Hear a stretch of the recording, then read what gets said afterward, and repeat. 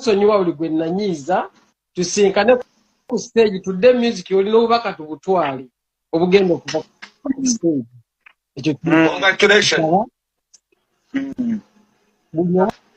Nsonyiwe tuddemu tuyimbe emiramwa nagiyimbiranga mmwe mube nga mukiwuliriza oluvannyuma mujja kumanya amazima kubanga nze bwemanga nnyimba Abitex nze simanyi kuwaayiriza nateeka olusunguira mu bintu nsaba bansonyiwe waliwo ekintu kye nakola nga nkikozesa lusunguyira naye ne kinviiramu obukyamu.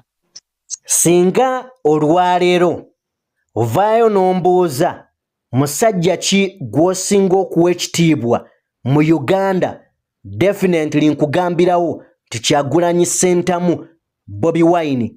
Omanyi lwaki? Mu Uganda kizibu nnyo okusanga omuntu gw'osobola okuvuma ebivumo nga takuddamu. Olaba ne General Museveni addamu abamuvuma ku Twitter.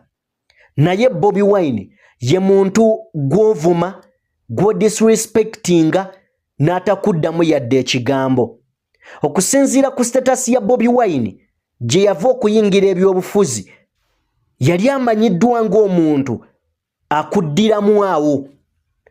Naye Bobi Wine osooka n'omutenda amagezi okumanya nti eri navaayo kati ndi eno nnina kuhandolingayo bwenti nti eri bebekulu bwe yabangako kyayogera ng'onaamuddamu nti omuntu yenna mujjukira bulungi story ezaaliwo bwe yavaayo n'agamba Gayo n'owa CBS Kikawenjo gira amakudde naye eno gye yajja yategeera kiki kyalimu nti ne bw'ova eri n'omuvuma abantu disrespectinze Bobi Wine ne talina gwaddamu kyokka ate yayimirira n'atugamba ffe bwe bamuvuma tunyiiga kubanga tumwagala ku mitima gyaffe tumuwulira era tumufiirako. Oli bw'amuvuma owulira nga kikuluma naye kyokka ate gwe bavumye yakugamba muleke beera kamu mubeere bakkakkamu. Kati kizibu okusanga omuntu ali bw'atyo. Lwaki ndeese ntandise bwe ntyo? Arshbag Kato ali mu maziga yeegayiridde ayagala kudda eri Bobi Wine, ayagala kudda eri bannayuganda, asaba alaajana agamba baamukozesa ensobi. Awo gwe tugenda okutandikira. Arshbag Kato ayagala kudda. Kiki ekigoba Arshbag Kato eyo gy'abadde gye yeetuumira n'erinnya Big Fish? Bwe mba nga nvudde awo tugenda kwogera ku Honorable Muhammad Segirinnya avuddeyo mu ddwaliro olunaku olwajjo baamusiibudde. Mukama mulungi nti Segirinnya akomyewo era tumwagaliza obulamu obulungi. Naye bw'akomyewo ayina ebigambo by'ayogedde. Ayolekezza obwanga amanyiddwa nga Alex Waiswa Mufumbiro. Alex Waiswa ye mumyuka w'okubiri omwogezi w'ekibiina kya NUP amyuka Joel Ssenyonyi. Omukulu ono avuddeyo n'agamba nti tamulabanga ku maziika ge. Wano tutuusewo tutya nga National Unity Platform.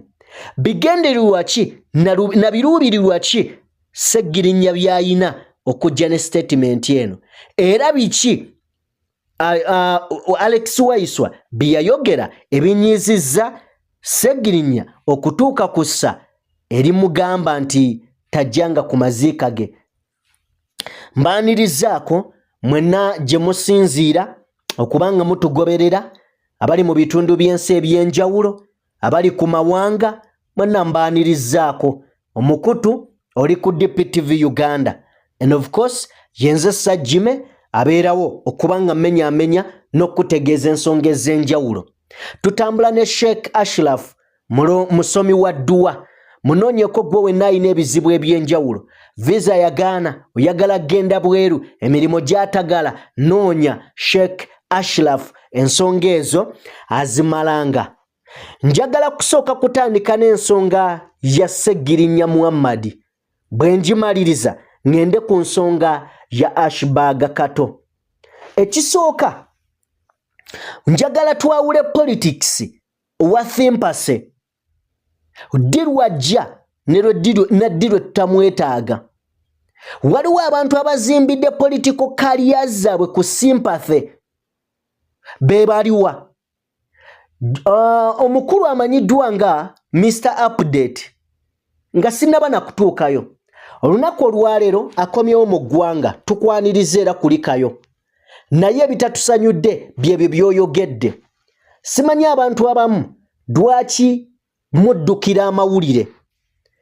Kyandibadde kirungi nga tonnaba kukola kintu n'osooka okkakkana ng'omuntu. Bw'omala okukkakkana n'olyoka ojja mu mawulire.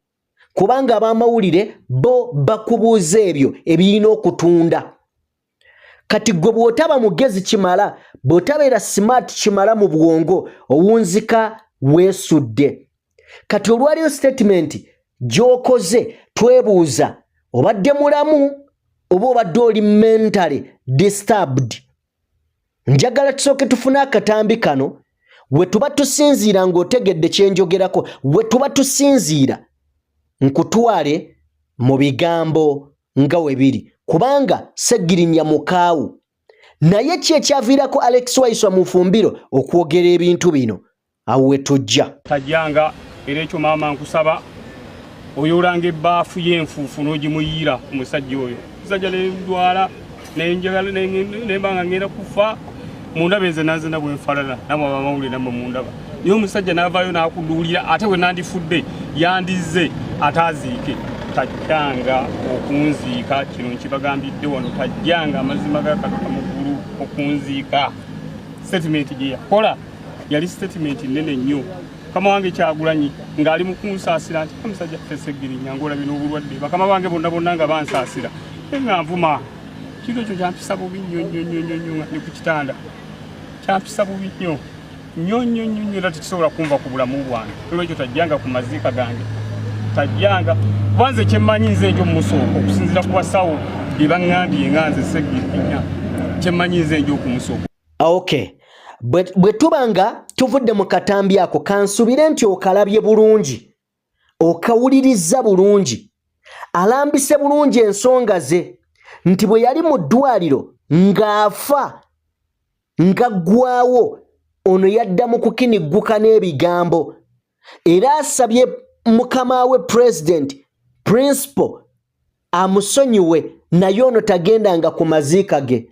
Now nzawe njagala okutandikira mbuuze tutuusewo tutyawo.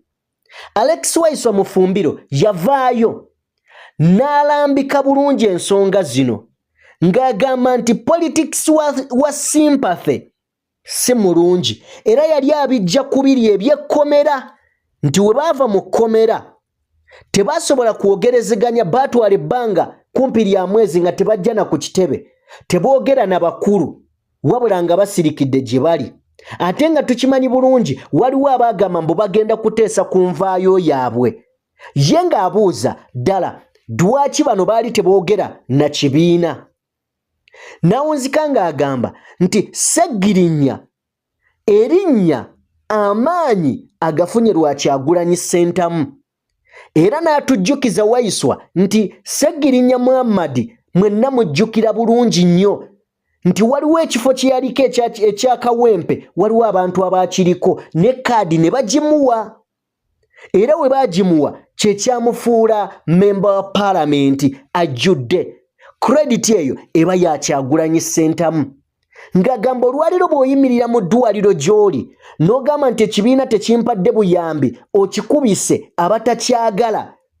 Mwenna mwalaba Muhammad Nsereko bwe yavaayo n'alumba Nuupu direct ng'ayita mu kwefuula nti ali mu kusonda buyambi. Kati ye Waiswa ng'agamba nti ono ayambyeko abakuba Nuupu okugikuba. Singa yali nga ddala muntu ali legit ne kyayogera nga ddala kya ddala yandibadde ayogera ne Parliament erina omuwa ssente. Waba Parliament yali tasobodde gigamba yandigambye Chief Whip mukama we amutwala mu Parliament Mathias Mpuuga.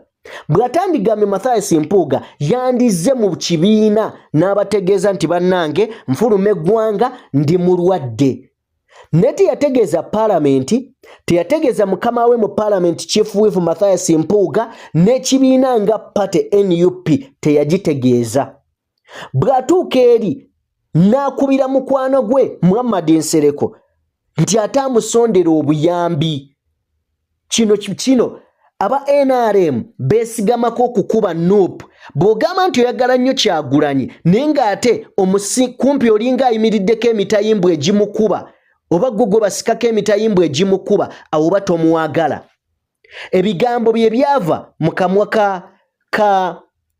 ka Alex Waiswa Mufumbiro ng'agamba nti wandibeerawo omuzannyo oguzannyibwa wakati wa Sseggirinya ne Muhammad Nsereko. Bw'atyo nti wandibeerawo. Naye wano wenjagala okujja nange mbeeko ekigambo kyange nti ffenna tukimanyi bulungi nti enva Alani Ssewanyana ne Sseggirinya gye baava mu kkomera ekyaliko ebibuuzo. Ebibuuzo ebiriko tebinnaba kwanukulwa. Ebyo tubize ebbali. Nze omwe yajja ano ne mbagamba nti nali ntunulira Muhammad Sseggirinya ne Alani Ssewanyana nga bavudde mu kkomera bazze ku kitebe kya NUP nga wayise kumpi mwezi plus bali mu press conference nga Alani Ssewanyana ayogera akaaba. Najja wano ne mbagamba nti waliwo omuntu akaaba naye nga ali just kuseekinga public sympathy. Ye yali omukulu amanyiddwa nga Ssewanyana yali public sympathy. Ago mazimba saagala nkirumemu. Ne tumanya nti Sseggirinya y'omu ku bantu ababadde baseekinga sympathy kuga political career ye abadde atambulira ku sympathy. Njagala tujjukire era tuleme kwerabira bigambo bino nti Sseggirinya yakwata ekkubo n'agenda e Netherland okujjanjabwa mu Amsterdam. Bwe yagenda yatutegeeza nti yalwala like bamuwa obutwa. N'atugamba nti bamuteekamu akayinja ka Blackstone biki kali awo bwe katyo poisonous simanya Blackstone simanya poisonous Blackstone kamunonemu obutwa. Kye tutaawakanya era twajja ffenna stone ne tuzikola. Tumaliriza juzi jjo lyabalamu wiiki ewedde n'atutegeeza nti bampadde emyezi 6 okuwona obulungi. Era yatugamba nti ngenda kusigala mu ddwaliro okumala emyezi 6. Wakayita ennaku mbale n'atutegeeza nti akomawo e Uganda eddwaliro lyamusiibudde. Ye Sseggirinya nti waliwo omuntu ali ku public sympathy nga alaba oba oliawo ebintu bino byakuzannyisa. Naye ajjukire nti attatta n'ekibiina pate nga pate yaba agisuula. Naddala mu bano ba propagandist ba NRM bano abayita ba elites abajja ne boogerera NRM bafuna ebyokwogera. Kati muganda wange Sseggirinya politics owa okuseekinga sympathy wandibadde omuleka kyekisooka. Bwe wandivudde mu ddwaliro wandyesonyiya amawulire n'osooka owummula ewaka kuba ojja tulowoozesa nti either oyina ekikyamu ku mutwe oba tewawonye bulungi. So ekintu ekirala ekibiina nga bw'ogamba nti n'okyagala okitadde mu mannyo g'empisi okiriise ebisolo ebikirinze. Ekyokusatu owadde ba propagandist bonna ba NRM obawadde like ekyokwogera era egenda kufuuka topic ku ma radio n'ama TV wiiki yonna. Ago mazima. So njagala kubanga mpumuza Sseggirinya mu ssebbali. Bwe mbanga mutadde ebbali njagala kuddamu nkujjukize tutambula ne Sheikh Ashraf omusomi wa dduwa munoonyeeko mukwano gwange gw'ayina ebizibu eby'enjawulo.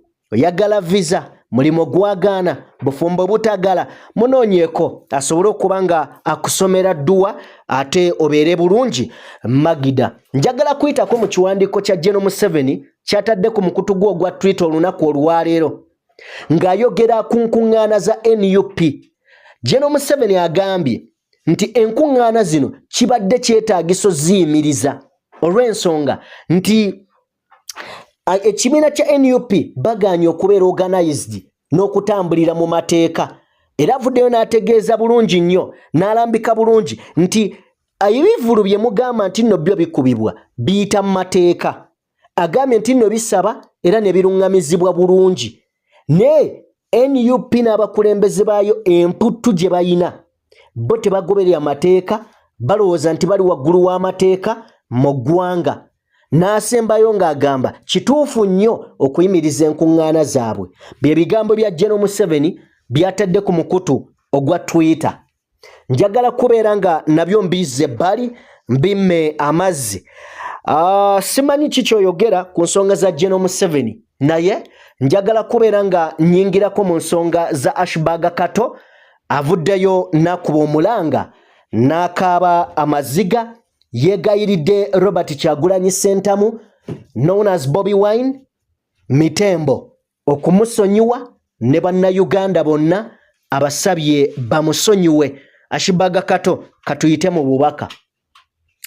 Arshbag Kato nga sinnaba kutwala wala njagala tutunuulireko ku katambike katono nnyo akatambi ka Arshbag Kato bwe yavaayo n'ategeeza mu mwaka gwali gwa 2020 n'ategeeza nti awanise emikono avudde mu kibiina kya NUP oba People Power by then era yeegasse ku NRM yava mu NUP na subscribinga to National Resistance Movement ng'akulembeddwamu Barugahare Baramu.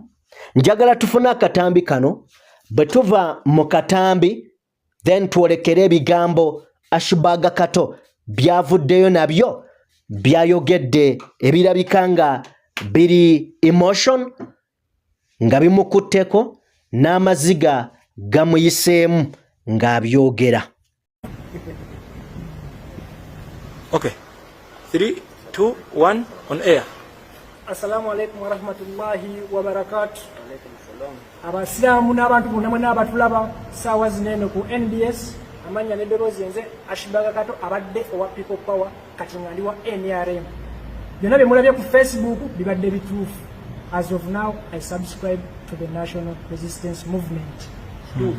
Era saawa zino nzize wano kwetondera President Museveni ebbanga lyemuvumye n'okwetondera Mwami Balamu ebbanga lyemuvumidde agasaati.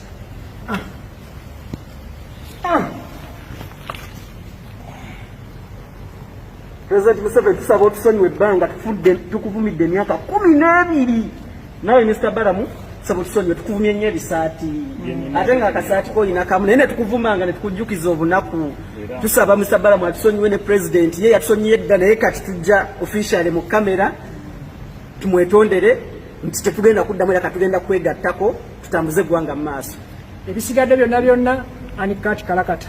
Okay. Ke katambi kolabye kaliwo omwaka 2020 ebigambo ebyo yabyogera 2020 olwaliyo tuli mu 2023 ebigambo bino bimuokeza. Dwaki nkugamba nti bimuokeza bwe buno obubaka bwe ngenda okugamba. Arshbag Kato avuddeyo n'asaba bamusonyiwe, asabye eggwanga Uganda limusonyiwe, asabye Robert Kyagulanyi Ssentamu mukwano gwe yamuyitanga father amusonyiwe, asabye bannayuganda bonna okutwaliza awamu bamusonyiwe. Agambye bino wammanga naluzinga femu yange, naluzinga like views zange, naluzinga buli kirungi kye nayina, naluzinga mikwano gyange egyali jinjagala ebyaddala, naluzinga abantu abatuufu abaali banjagala mu bulamu obwaddala. Nakola ensobi ne neegatta ku kibiina kya NRM, nakola ensobi ne neegatta ku kibiina kya NRM. Ensobi gye nakola njejjusa emirundi gyonna, njejjusa okuva olunaku lwe nakwata ekkubo ne ŋŋenda neegatte ku kibiina ekyo. Agamba Arshbag Kato nti obulamu bwe yavaamu amazima gali nti bwe yayingiramu bumusoomooza. Ayagala okutegeeza eggwanga nti akomyewo, asaba omukisa gumuddire, asaba bannayuganda bamusonyiwe, asaba Kyagulanyi Ssentamu amusonyiwe. Yakola ensobi, azitegedde, taliziddamu era taliddamu kola bintu bya kisiru. Bye bigambo Arshbag Kato byakozesezza. Mu mikwano gy'amenyi gye yaluuzinga mulimu Jjajja Ichuli Isima agambye tiyanfaako.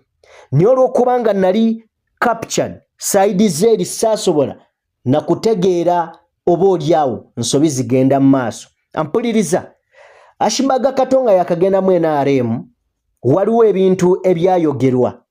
Bagenda eyo wa General Museveni mbu ne babawa ente. Ne twaddamu okuwulira ku nte ng'agamba nti Balamu ente zaabulirawo mu bbanga bwe zityo. Era n'alumiriza Balamu nti ayinza okuba oba oliawo ye yatwala ente ze. Ebigambo bino bizze bibeerawo. Ne bino bibeere byakuyiga eri abavubuka, abantu mwenna abawagira NRM, gwatagiwagira abadde ayagala otandika ogiwagira, bino bibeere byakuyiga eriffe. Arshbag Kato akaaba n'abalala bangi bakaaba. Bw'olaba batta omuntu eyava mu nsiko nabo kati ate ggwe. Arshbag Kato yekyusa amanya ne yeyita Big Fish. Mu kiseera kino simanyi oba ddala akyali Big Fish. Yagonze, simanyi oba mugenda muwa omukisa bannayuganda oba temugenda gumuddiza. Ebyo simanyi. Naye ffe tubijjemu byakuyiga nti gwe olwaleero atembeeta General Muhoozi, atembeeta Mwami Museveni amaze mu buyinza emyaka agenda 4, ng'otembeeta Muhoozi olwaleero nga ne byakola abikolera bweru w'amateeka. Akyali musirikale, akyali active mu magye, naye agenda akuba enkuŋŋaana nga gw'oyimirira olwaleero n'omudifendinga n'omwogerera ebirungi nga bano be tulaba. Simon Muyanga Lutaaya oyo twamanya ebizibu bye nti banka ya DFCU emubanja ssente ziri mu miliyoni kumpi 3 bazimusasulira n'atunda omutwe gwe. Frank Gashumba tukimanyi bulungi nti mufere mubbi yafera banka ya DFCU ne taxi company. Kati naye bayina enkwaso. Ekyokubiri oyo abayinako Oluganda, si Luganda nti ba Luganda naye oba oliawo mu ggwanga. Abantu abalala ne nkugamba nti Eddie Kenzo enkwaso gye bamukwasizaako yeya COVID we yamukwatira mu Ivory Coast. Bwe batyo ne bamuyambako muweereza ennyonyi. Era ne nkugamba nti n'omuntu yateekawo impact ey'amaanyi okulaba nga bamuweereza ennyonyi ate yali Kyagulanyi. I remember byali biseera bya kisiibo. Bobi Wine agamba nti omuyimbi w'eggwanga mumufunire ennyonyi emugjeyo, oba si kyo mutukkirize ffe tumufunire ennyonyi aveeyo. Ne bamanya Eddie Kenzo bwaddira ku maanyi ga Bobi Wine jijja kubeera kibi. Kati we baamuggyaayo ye kennyini ne yeewako obujulizi ng'avudde mu Eddie Kenzo Festival.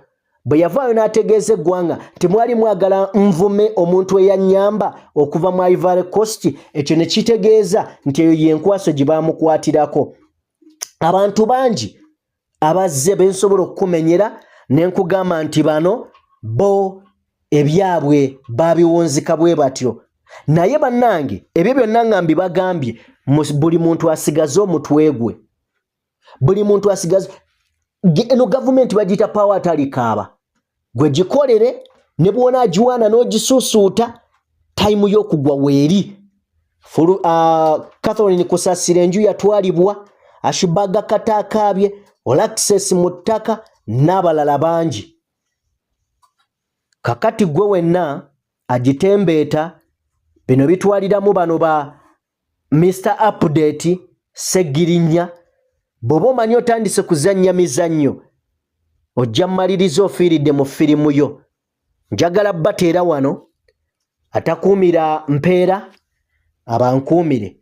Omukutu tuli ku DPTV Uganda, yenze Sajjime abeerawo okubanga mbatuusaako ebintu ebyenjawulo. Mukama Katonda abankuumire mubeere bulungi, mweraba.